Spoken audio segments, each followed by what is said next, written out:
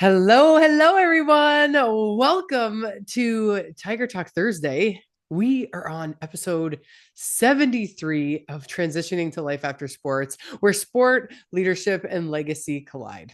Today's guest is a powerhouse whose journey redefines what it means to lead both on the court and in the boardroom. Really excited for you to meet her.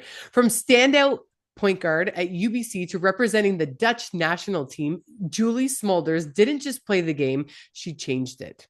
And when the final buzzer sounded on her playing career, she didn't stop competing. She pivoted fearlessly from elite sport to high finance, blazing a trail from PwC to becoming one of the first female principals at Connor Clark and Lunn, and now COO at Willoughby Asset Management. But Julie's impact doesn't end with business success. She's a fierce advocate for equity in sport, co-founding She's Got Next, which I cannot wait to share with you, a movement to elevate women's sports across Canada and empower athletes to lead beyond the game. Recognized with the impressive 2025 Kate Brearley Award, Julie is proof that the game doesn't end. It only evolves, right? Get ready to be inspired by a story of great grace and game-changing leadership. This is the intersection of performance and purpose. And I'm so excited to welcome Julie to the call. Welcome. Thank you. Thanks for having me. Congratulations. 73 episodes. Happy to be here, be part of it.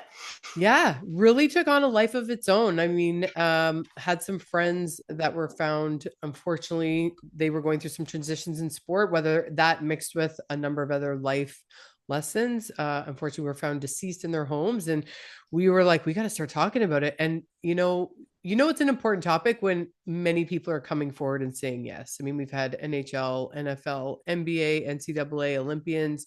So clearly, this is something that resonates with the masses. And that's what we want to dig in with you. I want to hear your story. So, basketball player, but what was your journey in athletics as a younger athlete? Because I know you said you grabbed a ball in grade 6, but you really didn't get serious till grade 11. So, talk to us about your journey as a child in athletics. Yeah, I think I was a natural athlete. My dad threw me in there. It was like, you got to go out there. He was a soccer player himself. So he threw me on the soccer field to start. And I enjoyed it for sure. It felt like there's like the teamwork, the just working with and meeting friends, working with each other to gain a success was awesome. And so, yeah, started in soccer, played basketball in high school, like pretty much just picked up anything I could to play. Yeah. And except for volleyball hurt my arm. So I was the manager of the volleyball team. The coach kept saying, will you please just play? And I was like, no, I don't know, sit this one out. Yeah, so I just fell in love with sport, just mainly team sports, just like playing with your friends. So I didn't really take it seriously. I was a natural athlete, but just kind of enjoyed playing. And in grade 10, even in grade 10, they asked me if I'd play in the senior team and for basketball. And I said, no, I want to play with my friends. So I didn't take it seriously till grade 11. We had a new coach come to our high school, was the provincial basketball team coach for BC, and really sort of changed the game for me. Like, oh, this you can get the fundamentals right and play real and win games and be a leader and sort of like all the other aspects outside of just having fun and playing with your friends. And so, yeah, I was a bit of a late bloomer. So I started in grade 11, and then I got an opportunity to play for UBC, which was great. And then I played overseas. So I played in Holland for a couple of years professionally, and I had a Dutch passport thanks to my father as well. So I could play on the Dutch national team, which was fun. What a They did ride. play in Dutch though, so I had to learn figure out what they were saying. Well, I think you touched on something so important for not only the athletes listening, but the families and the listeners. I mean, you got to enjoy your youth. You weren't, it was, and you Totally. still played pro.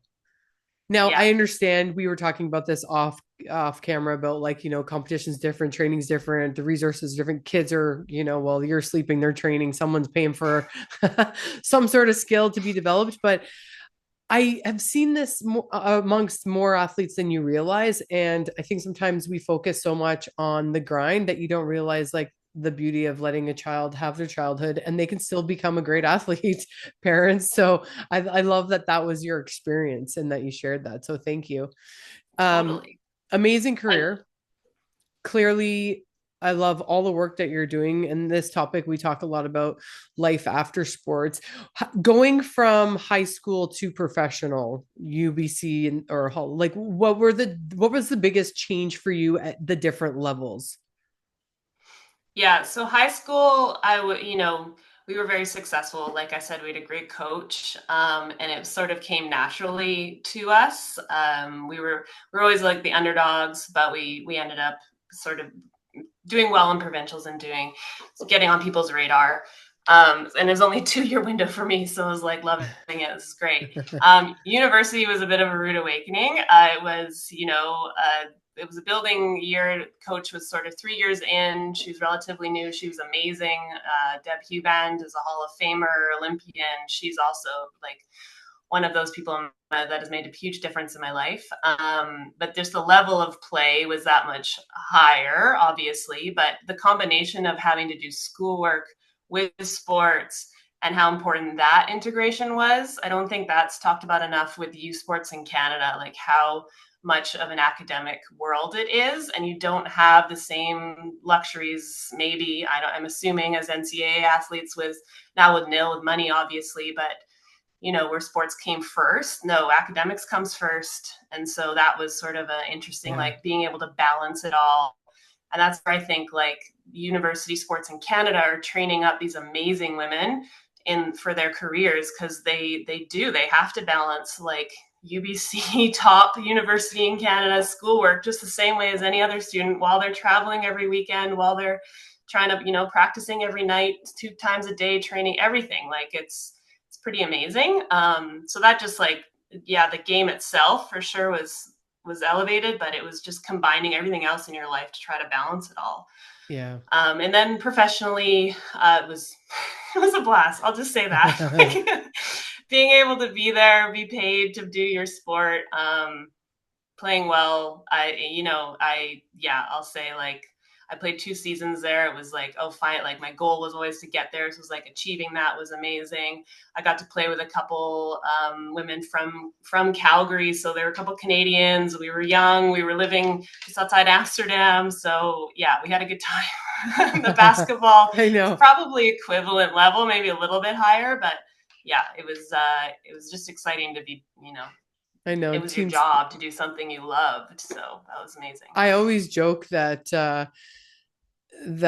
I'm so grateful that there was no social media when I was in university. Oh my gosh. Yeah.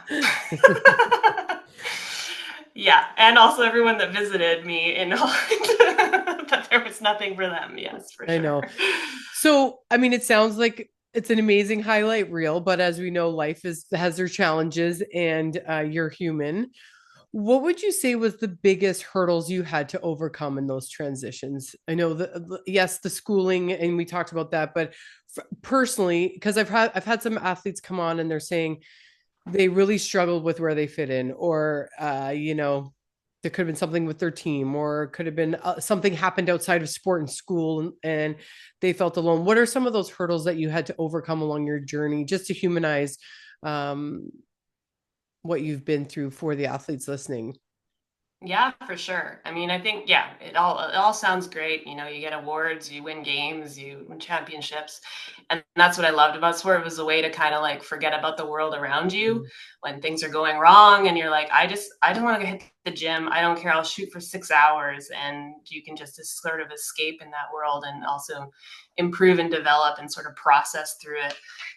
For me, university is really tough. I was born again Christian and fell in love with my best friend, who was a girl. And that was not accepted in the community that I was in. And so when we came out, everyone disowned us, moved out, didn't want anything to do with us. And it was sort of just one of those like, oh, this is, community is supposed to have your back, and they didn't. And it was for whatever reasons that they believed in. And I respect that, but not respect the way that they went about it. Yeah. So yeah, that was really tough for me in that time. And one of the reasons why, like I had sport to keep me going, but also that's all I really had. So it was sort of like, okay, I'll go pro. And that was one of the reasons I went pro, because that was like one of the things I had to hold on to that was really good at that time, where Mm. everything else was kind of going crazy around me. And Interesting. so I went to Holland, but I do value sport, not just the lessons I learned, but just having that escape and ability to like be with a community and my teammates who accepted me in that time when maybe no one else was. So Yeah. And what's So the my family was great. yeah. Best quote is my dad was like, I came out to him, he was like, "Oh, good. Does this mean you're not a Christian anymore? You done with that? Like, we're good with this gay thing." But Props to dad. Props to dad. yeah, I yeah, think a lot about mindset and silent suffering because I think it was a big part of my journey. I'm a happy-go-lucky person, and I'm very hard, but the voice in my head is hard on myself. So when you're going through something like that, what is your inner voice saying to you? I just want to normalize it for other athletes that might be going through something. Like, what are you saying to yourself? Or were you able to channel? And I know you said you use basketball as an outlet and a focus. And hey, thank you, haters, because I became pro. yeah, yeah. Fair Maybe you enough. doubled down on your practice, but what were you saying in your head to yourself? What was um, the conversation going on? well, I think for myself, a lot of like processing of what it was, in my personal life, how I dealt with that. From a basketball perspective, it was just show up. Like, I know you talk about that, but the importance of showing up and just taking those little steps, like, hey, if I can get to the gym at 7 a.m., like the next 5 hours will go very quickly and, I'm in my element. But it was getting to the gym that was hard. And so it was just like, keep showing up.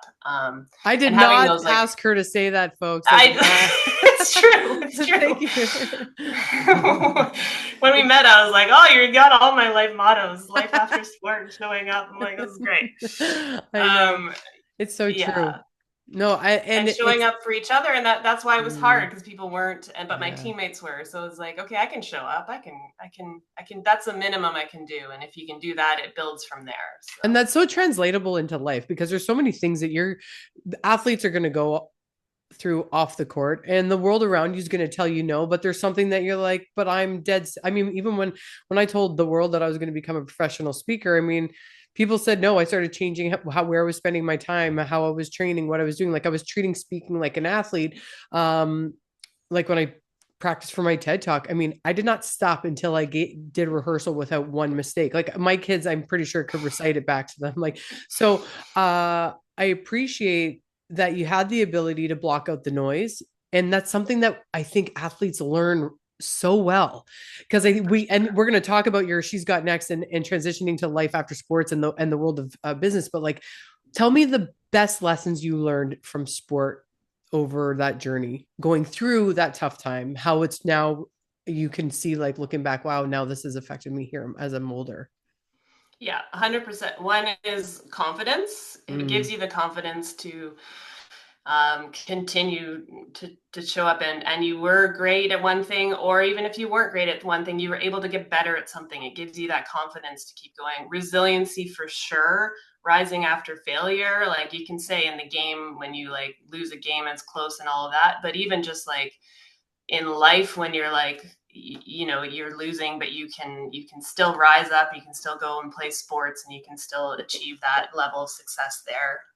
So for sure, I mean, there's tons. Leadership, 100%. That not just yourself as a leader. I was a captain of teams, but it was also just those that I had as leaders around me, the role models, the coaches, all of that, like just to emulate, and the different styles and knowing that different style. mm.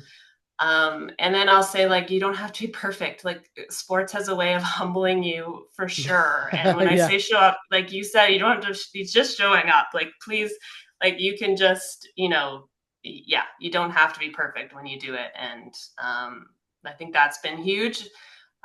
Number one is just being able to rise up from failure. Like, it's happened a number of times in sports, and then it becomes almost failure is just a part of life, and Yeah. you learn from it, and life is long, it's not short. You can rise up again and come back and achieve greatness in other ways if you didn't in that moment or that time of your life. So Yeah. yeah. I love that. And I want to transition to the life after sports side, but you did share with me one of the toughest years with you was 2005. You were in Holland and your cousin passed away. It was a plane crash? Yeah, he was a pilot, so he died in a plane crash. And I was in Holland, and so he would have been like 24, so he's a year younger than me.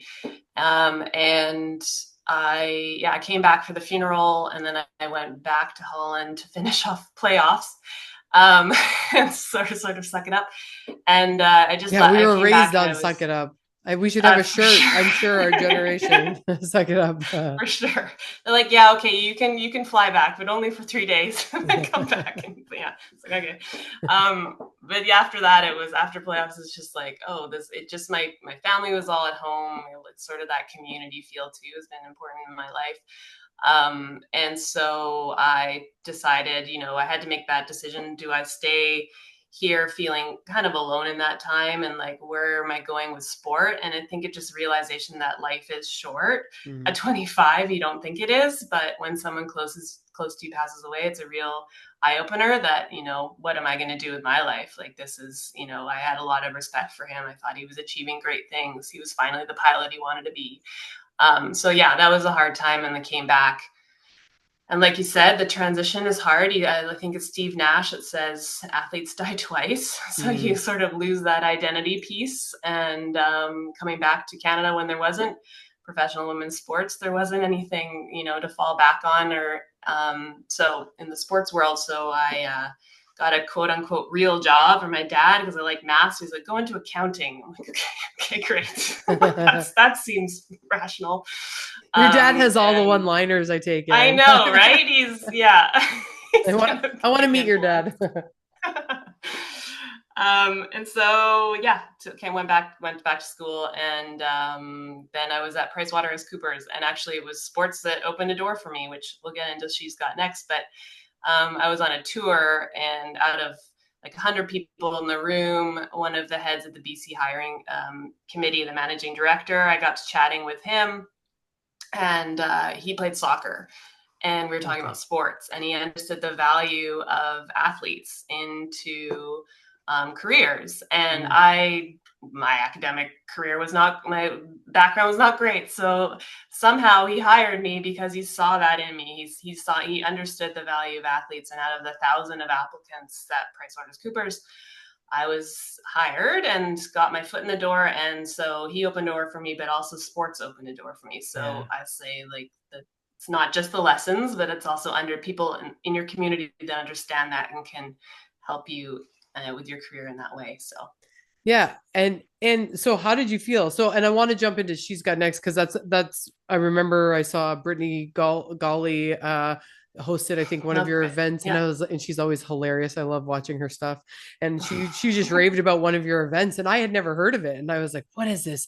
But before we go to She's Got Next, tell me how you felt when you weren't part of a team anymore. Like what was that transition time period for you? Because I remember going to the gym and being like, is this what I'm supposed to do? Is this what I have to do to stay in shape? And it was like, I despised going to the gym. Like, it's taken me a long time to really enjoy going to lift. Like, I think I just got it this past year. I know. I was the same way. It's funny you say that. I found that really hard. Like, I just go for like my mental health, which is very important and everyone should. And I do now. But at the time I was like, there's always been a goal. I'm always there with people. We're always like, we're working, and like working for the next thing. And I'm like, oh, yes, same. I'm now, I'm still to this day I have to like turn it off. we do a triathlon every Easter, and with my partner. Let's eat some chocolate. But that's what I mean. I had to turn it off because the first time we did it, I was like, oh, the time, blah blah blah, we got to train, and then I realized, oh no, this is like, we swim, we have a shower, we like hang out in the locker room, we go to our house to get the bike. Like it was so I sometimes still click into that competitive athlete and have to turn it off and go back to like what I started sport is the enjoyment of sport and enjoying that now, which is so key. But yeah, leaving my sport and teammates for sure. Difficult coming back home, or like, were you in a desk for your first little while? Like, were you sitting there in a desk all day? Were you squeamish? Because I can't do desk work all day. It's funny you say that. Yeah, EY. So EY does an amazing thing with Olympians where they actually bring them in after they finish their Olympic time, and they train them technically. So they are like, hey, you were great here and you have all these amazing skills. We're going to hire you and we're going to put you through this like program where we're just going to teach you the technical skills. And then they bring them in as consultants or advisors or whatever. But they say the number one thing that people have a hard time with is sitting at a desk for 8 hours. Like of all the things, it's like my Yeah. body is just not used to this. No, So because we usually train yeah, for 8 hours. yeah, exactly, Like lift and exactly, then and skate. And then why don't we throw a run on top because we're not tired enough, you know? yeah, yeah. No. No, it's that's difficult. But you get used to it, I guess, like everything else. But Well, yeah, you don't really have a choice. Okay, so she's got next. I mean, incredible work. Tell the listeners, what is it? Who are you doing? I mean, I know what I've read, but I would rather it come from your mouth than mine. So tell us how you came upon this and what it is, so we can build more support around the cause. yeah, awesome. So I'm in finance after PricewaterhouseCoopers. I went to Connor Clark and Lunn. And I was there for 10 years and sort of rose up the ladders in a male dominated field. And as I was rising, I realized there were fewer and fewer women in the rooms that I was in.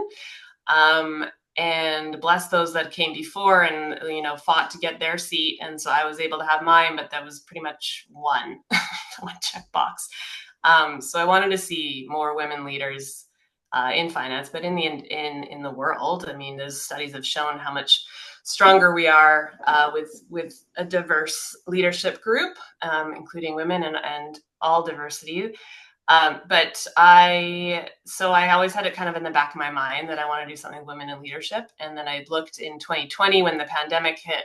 It's like, hey, what was it about me that got me there? And it was literally all the skills I learned through sport, like that we talked about, like the leadership development, resiliency, all of that, teamwork, showing up on time. Where you learn if you have to run lines if you're late, so you're never late. So No, those little things, exactly. being And able to talk when to you're on people. time, you're late. You got to go in Yeah, quicker exactly. early. That's what I was. Yeah, 5 minutes early. My So husband would yeah, and probably be then like, Janine didn't learn that lesson. I'm like, well, I can be late for you, but I make sure I'm not late for everyone else. there you go. You're going to give Choose. me grace. You're not going to make me run lines, so we're good. Yeah. Exactly. So she's Um, got next, sorry. yeah. So fast forward. Yeah. So 2020, and then it was sort of like, oh, the studies came out to support not just my findings of my own experience, but EY had 94% of women executives have sports in their background. Oh, wow. Deloitte, 85% of women executives uh, say that sports are what attributed to their success. So it's sort of like these proof points came out, and so there's something here. And if fast forward to 2024, so just last year in April, my partner and I were at the Canada West Basketball Championships in youth sport, and it was, no offense to the youth sport athletes at UCFE, but their gym seemed like a bit of a high school gym. There was maybe 500 people. The media booth was like literally on a wall with a ladder. You can get there. And so we were like, okay, I don't know, whatever, and sport in Canada, university sport. And then we went to the Final Four 3 weeks later. Oh, And this wow. was like the Caitlin Clark year and 19,000 people. And it was amazing. We've gone to the Final Four for the past like 4 or 5 years. So seeing it develop, I run a March Madness pool for like the last 15 years. So just seeing the evolution has been amazing. And so we left that going, we got to do something in Canada. Like we might not get to that 19,000, but there's a big bridge there. We can bridge that gap and elevate women's sports in Canada, to get more women leaders in positions of power, and women leaders get there through sports. So let's bring a bunch of women together who have a background in sport and see if there's an appetite for this. And we did, and they were all like, yes, sign us up. I Every love it. member that joins is like, how can I help? Like, women are amazing that way. We're definitely willing to like step up for things we're passionate and feel purposeful about. So we brought them together. So She's Got Next is a women's professional network made up of women who have either played sport themselves in the past or currently. So Olympians or university athletes and above, so at an elite level. But there's also elevators, we call them, who may not have played but still believe in the cause and want to be part of it and see the value in sports to build future women leaders. And we are looking, so we bring in members to the community, we run events, we have a platform where people connect and discuss relevant events, but also have opportunity to open doors for each other, where we feel like the student athletes, if they're looking for internships or things like that, or just like advice, or hey, just that building that community around it. Is there an age gap? Is it an age gap or no? Is it, or because is it anyone that's left either pro or NCAA, or is it or higher level? Yeah, or no, is it's from university to, we have a couple of grandmas in there. Like, I don't know how old they are, but it ranges for sure. And we have people from like Whitehorse, we have a member from, to Halifax to Vancouver. That's awesome. Generally, it's mostly in Vancouver because that's where both my partner and I are from. So it's our network that's grown very organically here. So we partnered with the Rise. We had 160 people out for the first Northern Super League game in Canada. So the first game pro women's soccer was amazing. And we want to see a section at every game for women, supporting women, showing up. If you want to go to a game by yourself, you're like, hey, I'll just go to this section and I know I'm going to meet people and have a good time. Like, awesome. We just want to bring that community aspect to the sports in Canada and elevate the game and elevate the players and the athletes and like who's coming next, but also each other. Like, hey, what's your next move? Let's help you achieve that. It's about that. It's about like the next level, leveling up leaders. Okay, I was going to ask, explain the name She's Got Next. How did you follow upon that? Like, it's like, she's got game. Pretty much, yeah. So in basketball, when you're playing like pickup and you want to get in the next game, you're like, got next. So you kind of are claiming that you're it's a positive, it's an affirmation. It's like, I've got next, like, I'm confident, I'm taking my next shot, I'm doing this. And so She's Got Next is really like that rallying cry. Like, any woman that wants to take her next shot, you've got a community here that's got your back. So, oh, I love that. I actually have chills when you said that. So I love that. There you go. That's special. Well, I'm excited for you. I've seen the excitement online around it. I've seen some of your posts. I really love your social media. Where can people find you? Is it just She's Got Next .ca or She's Got Next.ca. Okay. Yep. As our website. And so it's a membership-based platform. We just want to engage members, really. 1/3 of membership fees goes back to the athletes. We're developing a scholarship program right now, and we've donated to various programs that our members are parts of, and alumni. We're sort of that like alumni group, women athletes, and yeah. And what's your vision of where this is? Has this just been a passion project and we're learning as we go, or is there a vision for the next few years? Or you're like, it's kind of like even these interviews I started and they take on a life of their own. So I'm like, we're on episode 73, you know? Yeah, I know. It does. So, it happens quick for sure. For sure. Yeah. I mean, I still have my day job, so I am still in finance. The COO of Willoughby, as you mentioned, and it's a great company. And so this is a passion project, but we do see it growing to be, especially with the enthusiasm that we've received. We're looking at sort of the development of that. So the vision is like the BHAG I mentioned is like the section at every women's sports game. So following sort of the Northern Super Leagues and the cities that they have being sort of central hubs, and then communities around that, and connecting like the partnerships with universities, so scholarships for varsity athletes. I actually read an interesting study last week that came out in 2024 about, I think, university varsity athletes in Canada are 8 times more likely to get a graduate degree than the general public. And graduate degrees lead to higher success, higher pay, all of that has been proven. And so if we can take these amazing women coming out of university, provide them with tools and network that can support them. So we want to be that network and resource for anyone coming out of university sport or Olympics or professional, and help them achieve their next It's dream. Also an amazing community to know is there, because when you think about the journey and the identity loss that we speak a lot about, like transitioning to life after sports. But what I try to teach is sports are what you do, they're not who you are. And what you're Totally. doing, giving this access and resource to younger athletes coming out, is you're already modeling the behavior to show them like these are these skill sets you're going to use after. Like once you just nail the work ethic, the world opens up to you, rather than chasing the end result. And if you just enjoy that process and the teamwork and the daily just showing up and putting in the work. I mean, so I love that. So Yeah. I don't even And it's think good. you realize how much how important the work that you're doing is. I think you'll see it in the years to come, like what you're creating. So I'm very inspired by it. So thank you for Thank you. starting it. Well, it's also just bringing to light and giving. So we do it through visibility, funding, and introductions. And that visibility piece is like highlighting to corporations that these athletes are amazing hires, and highlight to the athletes that you have skills beyond your Yeah. academic resume and Well, your how many people do job that? at They're like, work. I just trained for 40 years. I They don't have don't. any It's like skills. And you're like, hidden. yeah, I know. It's like, yeah, We you actually do. had a Yeah. we had a job for She's Got Next as a social media person, and that's like a sports organization that's based on these premise. And we had spoke to everyone. We're like, where is it about you playing like Div 1 sports in Nebraska? Like, I don't. It's like hidden in your like hobbies. Like this should be Yeah. like #1. I I don't. agree.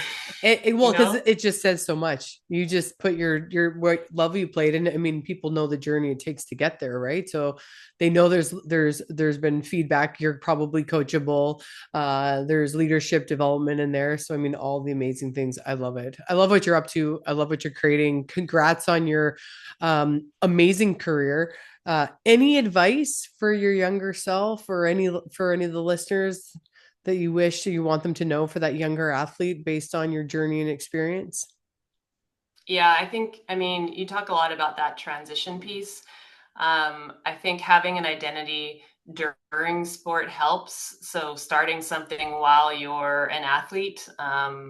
We have an amazing member called Jill Moffat who started a nonprofit called Momentum with Mom Momentum. So it's for women mothers who are pursuing high level athletic careers, mostly Olympians.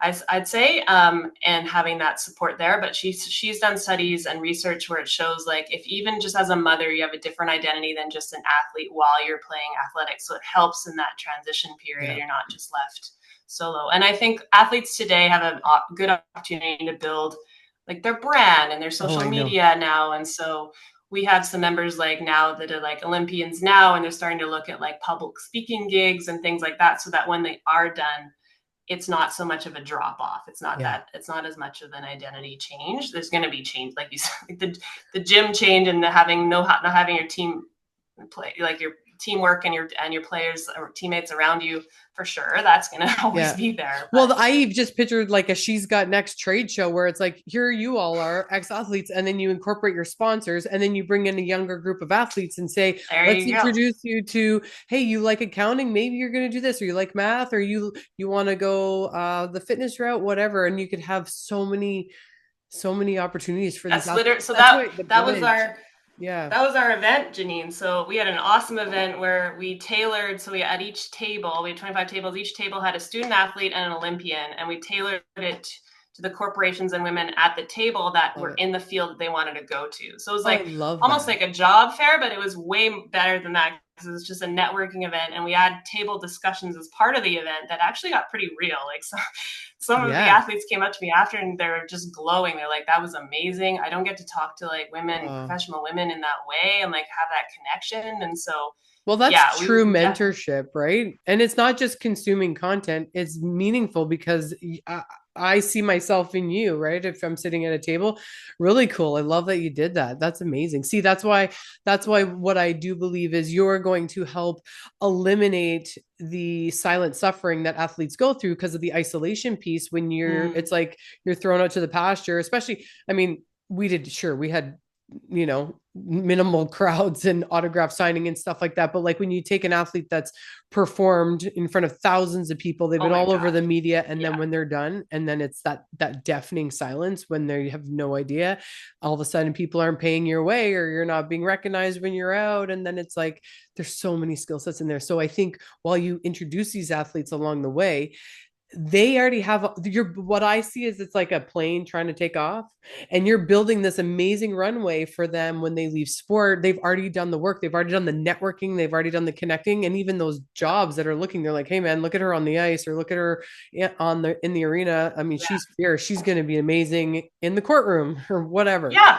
What a So great way to like recruit. If, as an organization, you can go to a game and see like, oh, they're a team player. They're on the you need bench a cheering. recruiting Like, part. We just started a new division. All right, there you go. Lots of ideas. I'll take the royalty or whatever Yeah. finder's fee. No, I'm kidding. Yeah, but it's, I mean, we have a ton of Olympians, and I was not an Olympian, but I did compete at a high level, and I understand that, what it feels like to stop.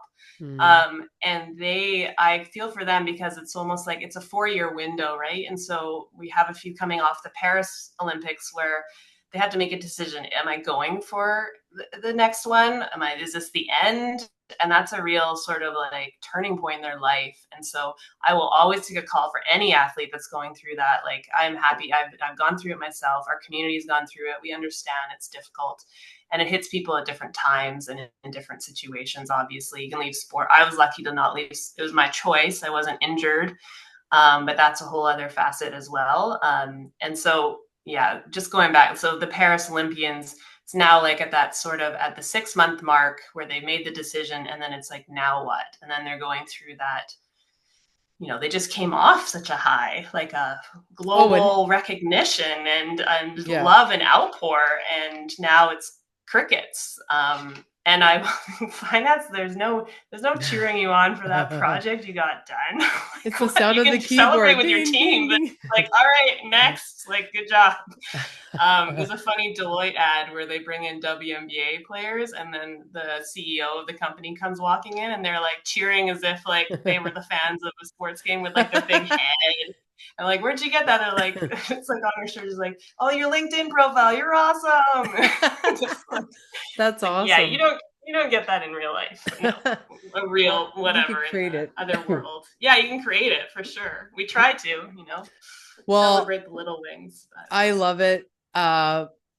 Last one piece of advice, or is there anything that you want to leave us with before we land the plane in this conversation? Just I'm here. I'm here for any of your, listeners, watchers who are going through something tough or just want to reach out and be part of an awesome community of women and want to elevate sports in Canada. Reach out. There's, we mentioned our website, but I'm on Instagram and LinkedIn. You can find me there. So happy to help. I love it. Well, Julie, it's been an absolute pleasure having you as a guest. I'm glad we can make it happen. I know with our schedules and life, finding times are not always easy. So I appreciate you meeting with me later in the evening. Episode 73, Tiger Talk Thursday, transitioning to life after we can sports. Celebrate that. Yay! Thank you so much. I look forward to posting this and sharing this with the community. Yeah. Thank you for having me. Appreciate it.